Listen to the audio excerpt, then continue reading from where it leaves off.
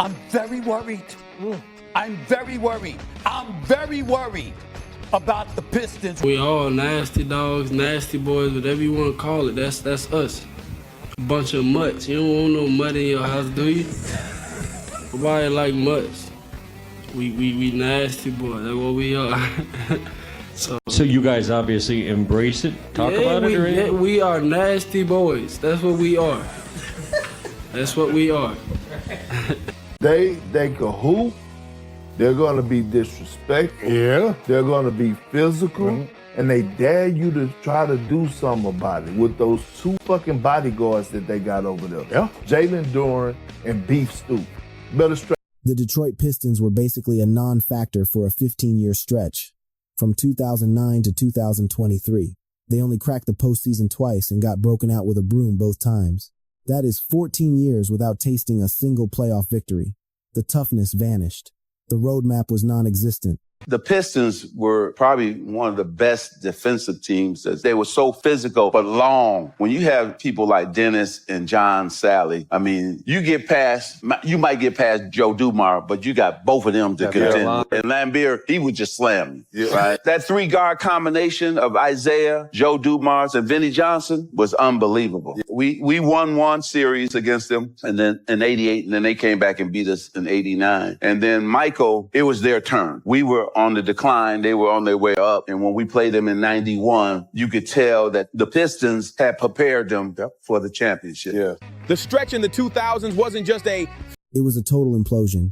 Years of scraping the barrel, a revolving door of head coaches, and top 10 lottery picks like Stanley Johnson and Killian Hayes who never panned out the way people hoped. We are talking a historic losing skid, zero floor spacing, no organizational structure, and absolutely no character. The organization that used to give the NBA nightmares turned into the team everybody marked as a guaranteed W on the calendar. People thought the Pistons were finished, but legitimate organizations, the ones rooted in strong culture, do not stay buried. If the 2004 squad wrote the blueprint on building a champion, this new era might just rewrite the rules on how quickly you can reconstruct one. That team right there, look, they have a legit chance. I would give them, right now, if you had to ask me who am I taking, Detroit or the field in the Eastern Conference, I'm taking Detroit. Driven by a legitimate superstar, a revamped culture, and a swagger that has finally brought Detroit basketball back from the dead. Detroit is a problem. The dogs that they got over there and the way they play and the way they enjoy playing. We know JB last year was on every official, like he was just setting the tone for the intensity that those dudes play, and they latched on to it. They love it. I'm very concerned about the Detroit Pistons. Detroit Pistons are the #1 seed. There's something special going on here. JB Big said, Kay Cunningham is a superstar. His brother's special. His brother's special. The big boys, Duren and Stewart, these are big boys now. You understand? Tobias Harris, consummate professional. You got cats around them. They got leadership. They got athleticism. They got defense. They got perimeter shooting. And they have a closer. Kay Cunningham is that dude. And J.B. Biggs is a good coach, okay? I'm telling you, something special is brewing in the Motor City. And this is the reason why I'm so worried about them. We have to hit the rewind button to understand just how deep of a pit they were actually in. This organization was not merely struggling. It was fractured from the penthouse to the pavement. In the years before the crash, they did not just lose matchups, they lost their soul. From 2010 to 2024, Detroit only sniffed the playoffs twice and failed to secure a single postseason victory.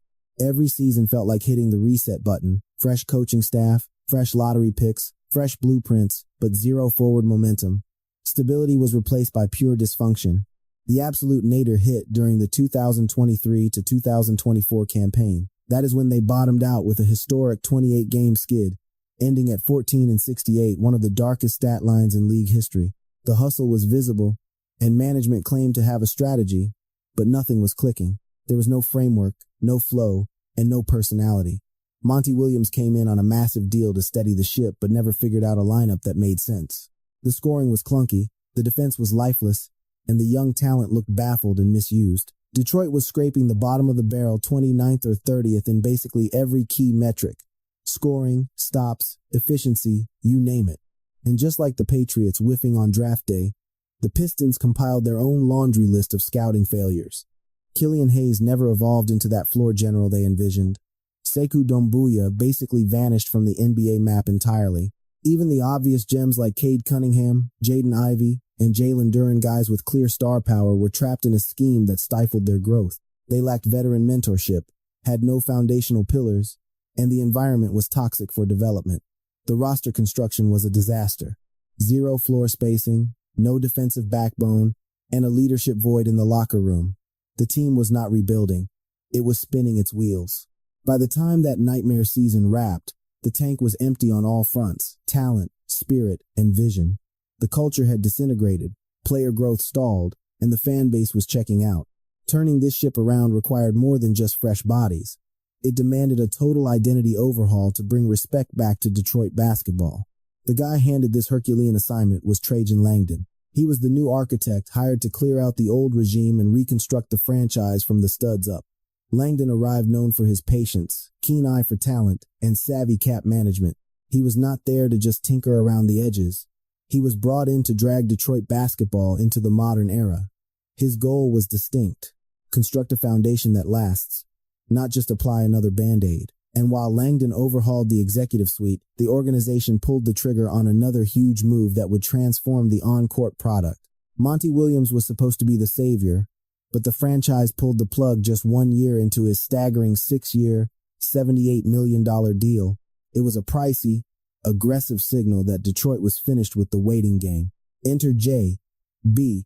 Bickerstaff, a coach who builds his reputation on grit, defensive schemes, and squeezing every ounce of potential out of young prospect. Bickerstaff wasn't about the highlight reels, he was about accountability. He is the kind of guy you hire to take raw, unpolished talent and mold it into a squad that actually puts numbers in the win column. Langdon and Bickerstaff inherited a teardown project, tasked with reconstructing not just a roster, but a mindset. Coming off that nightmare 14-win season in 2024, the bar was on the floor, but the urgency was sky high. The city needed a win, but the draft lottery didn't offer any handouts. Instead of the number 1 overall pick everyone prayed for, they slid to 5th, but that slide might have been exactly what they needed. The Pistons grabbed Ron Holland, easily one of the most explosive, high-ceiling wings on the entire board. A blur in transition, a dog on defense, and brimming with energy, Holland was the living embodiment of the grit Detroit wanted to reclaim. He wasn't the polished bucket-getter some fans dreamed of, but he brought something rarer: pure nastiness, resilience, and a defensive motor to anchor the culture reset. The rest of the 2024 class was a project guys drafted to develop, not to dominate on day one. Holland showed flashes of high-level play, but his offensive game was still very much under construction. Still, picking him signaled a shift, a new era defined by hustle, defense, and the belief that Detroit basketball was finally finding its pulse again. The rebuild didn't pay immediate dividends. You can't win on potential alone, so the front office pivoted. They stopped gambling entirely on rookie upside and doubled down on the one thing they lacked: NBA experience. That is when the pieces started to fit. Their marquee move was bringing back a familiar face: Tobias Harris. His return gave Detroit the stabilizer it desperately needed, a vet who could get efficient buckets, exploit mismatches, and calm down an offense that often looked like a fire drill. He wasn't just a roster filler, he was the grown-up on the floor, a steady hand to guide a locker room of kids trying to learn how to win in this league. Then came Malik Beasley, whose microwave scoring and playmaking turned the bench unit into a legitimate weapon. Langdon filled in the gaps with high IQ moves, adding role players who knew their jobs, shooters to space the floor, and defenders who actually talked on switches to complement the young core rather than suffocate it. You didn't see any blockbuster, headline-dominating trades. That summer, just calculated, adult basketball decisions. Detroit was finally operating like a professional outfit. Langdon and Bickerstaff prioritized stability above all else. They locked up cornerstones like Cade Cunningham and Jalen Duren with long-term extensions, pouring concrete for the foundation.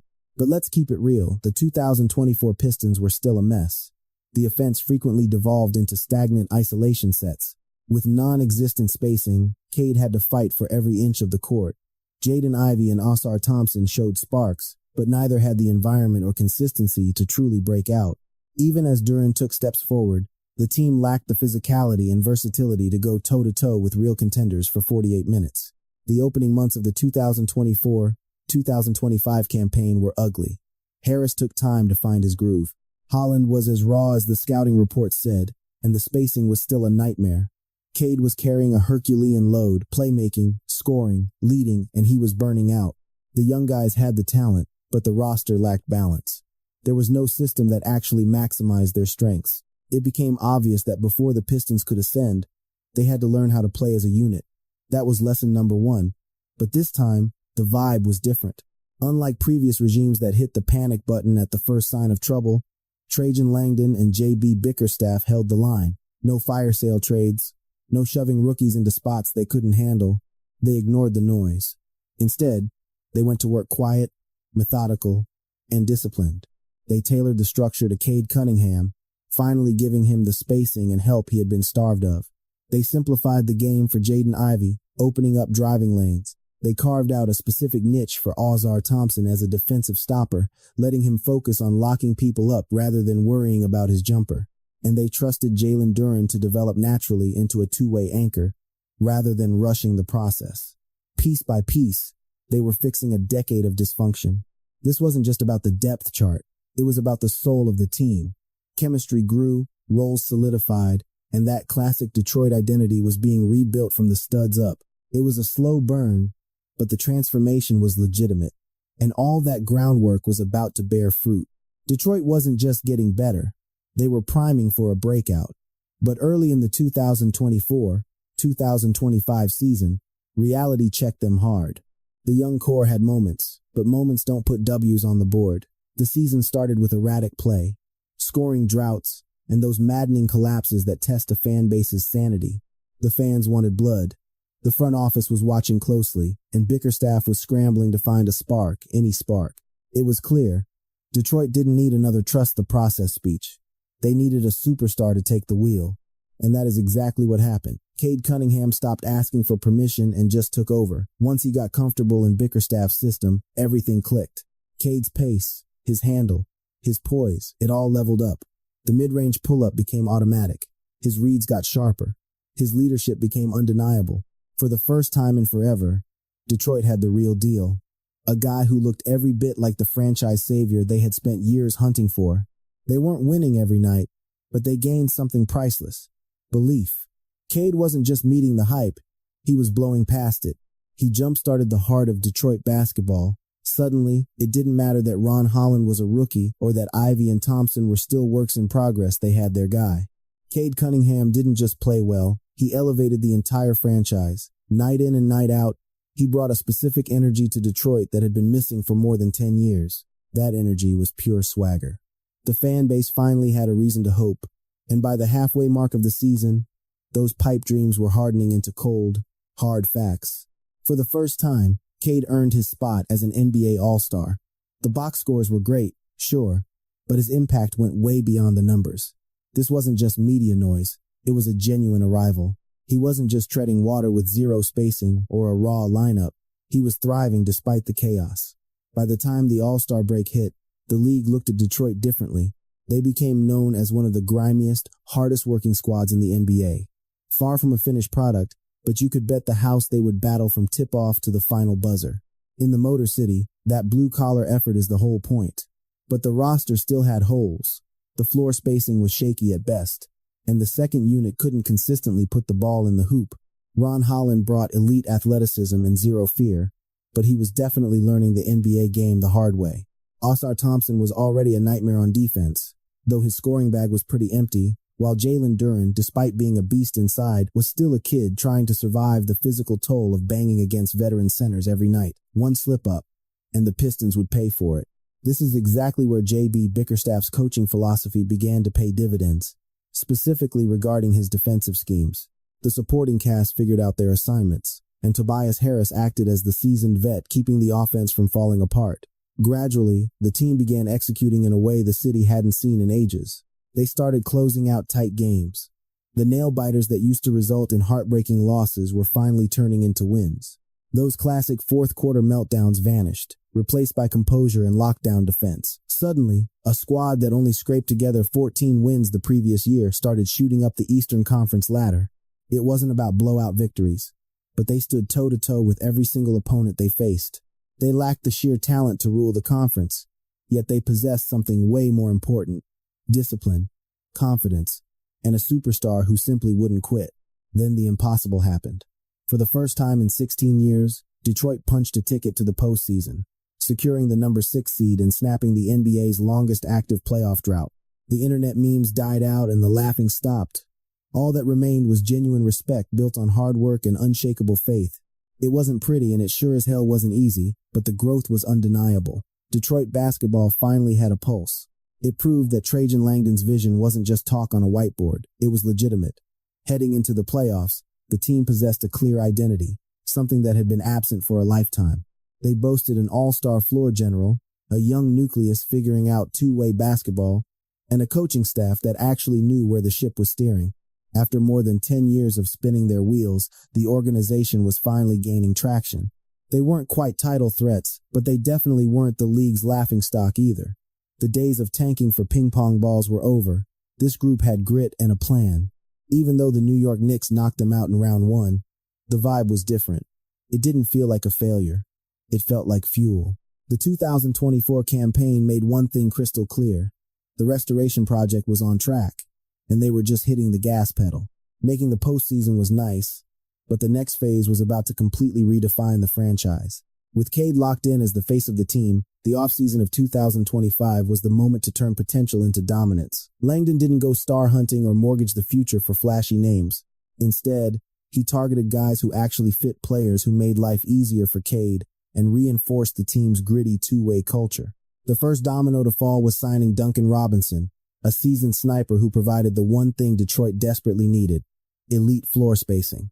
His gravity pulled defenders out to the perimeter, which cleared the runway for Cade to drive, opened up cutting lanes for Jaden Ivey, and created lob opportunities for Jalen Duren. Robinson completely changed the geometry of their half-court sets. He didn't need to dominate the ball. The mere threat of his jump shot terrified defenses. Then they brought in Karis LeVert, a silky scorer who filled a massive void for the Pistons, a guy coming off the pine who could actually go get a bucket. Whenever the starting unit got bogged down, LeVert could isolate, exploit mismatches, and keep the points flowing. His flexibility gave Bickerstaff more options in crunch time, turning chaotic moments into controlled execution. However, the real shocker wasn't an external hire. It was an internal development. Danis Jenkins, an undrafted kid from the year prior, exploded onto the scene as one of the most electric young guards in the Eastern Conference. Hard-nosed and fearless, Jenkins was the living embodiment of Detroit basketball: nasty defense, high motor, and ice in his veins. He harassed opposing ball handlers, his passing got better every week, and his ability to slot in next to either Cade or Ivy gave the rotation a whole new level of versatility. By the time training camp rolled around, something special was happening. It wasn't just raw skill, it was roster balance. Langdon had quietly assembled a squad where the pieces actually fit. After years of waiting, Detroit looked poised to stop talking about potential and start delivering results. Suddenly, the Pistons weren't just a plucky young group. They were a legitimate threat, deep, disciplined, and genuinely dangerous. The roster operated like a well-oiled machine designed to dominate. For Cade Cunningham, having real help changed the entire equation. With shooters on the wing, savvy vets, and an offensive system tailored to his strengths, Cade leveled up. He wasn't just an all-star selection anymore. He was evolving into one of the premier guards in the entire NBA. His court vision, shot selection, and ability to dictate the flow of the game became absolutely elite. The game moved at whatever speed he wanted. By the 25-game mark, Cade wasn't just carrying Detroit. He was topping the Eastern Conference charts in clutch scoring and fourth-quarter assists.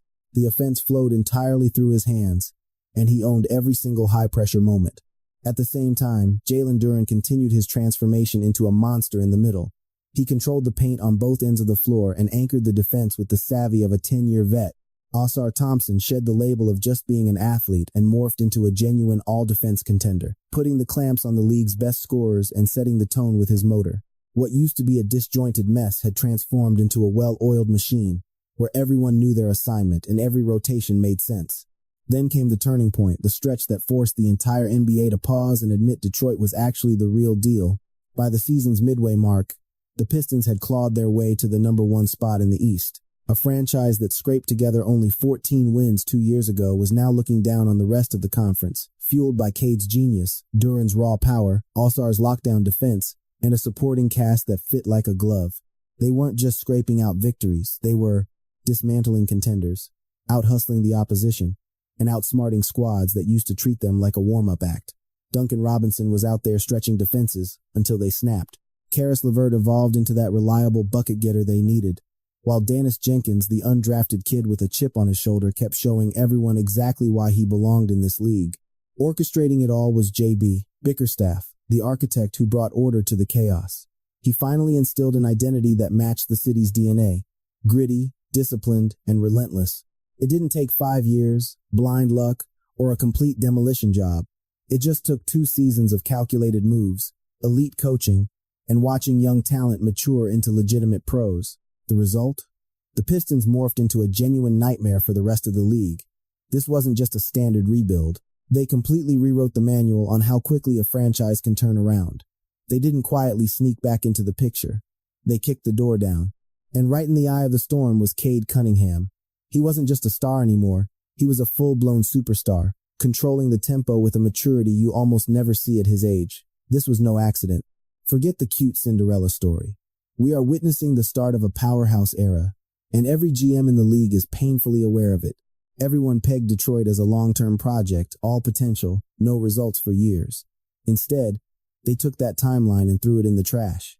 From dysfunction to military-grade discipline, from the cellar to the penthouse, going from a historic losing streak to the #1 seed has to be one of the fastest 180s in league history.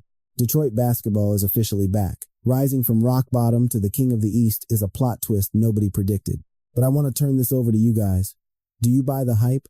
Is this squad built to just grab a high seed? Or can they actually run the table in the East and bring home a title? Does Cade have enough gas in the tank to carry this city to a championship? Or are the wheels about to fall off? I'm genuinely curious to hear your take, so sound off in the comments section below. Big thanks for tuning in and rocking with Ball Stories. You guys keep the lights on around here. If you dug this breakdown, smash that like button, send it to a hoop head, and make sure you're subscribed so you don't miss what's coming next. Stick around though. We've got plenty more crazy narratives and insane rebuilding stories queued up for you on the channel right now. Trust me, you're going to get hooked. Catch you in the next video. Peace out.